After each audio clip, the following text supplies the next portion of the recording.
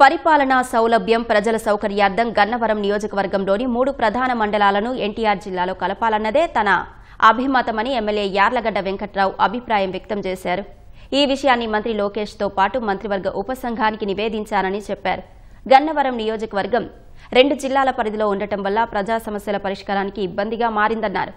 కృష్ణా జిల్లా అని చెప్పుకోవడం ఓ భావోద్వేగ అనుభూతి అయినా అభివృద్ధి కోణంలో ఎన్టీఆర్ జిల్లాలోకి మారడమే ఉత్తమమని వెంకట్రావు అన్నారు. విజయవాడకు 70 కిలోమీటర్ల దూరంలో ఉన్న నీజుబీడు నియోజకవర్గాన్ని ఎన్టీఆర్ జిల్లాలో కలుపుతున్నప్పుడు కూతవేటు దూరంలో ఉన్న గన్నవరాన్ని కృష్ణాలో ఉంచడం తగదని అభిప్రాయం వ్యక్తం చేశారు.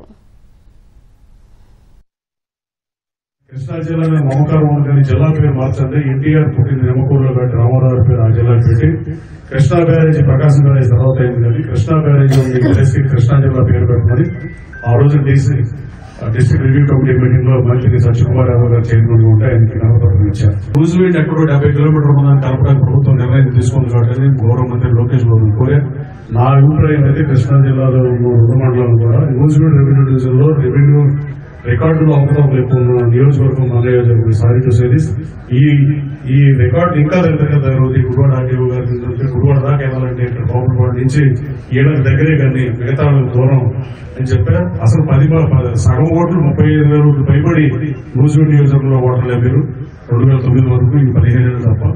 అందుకని న్యూజిలాండ్ రెవెన్యూ డివిజన్ మొత్తాన్ని 3 మండలాన్ని ఎన్టీఆర్ జిల్లాలో కలపాలని కోరా.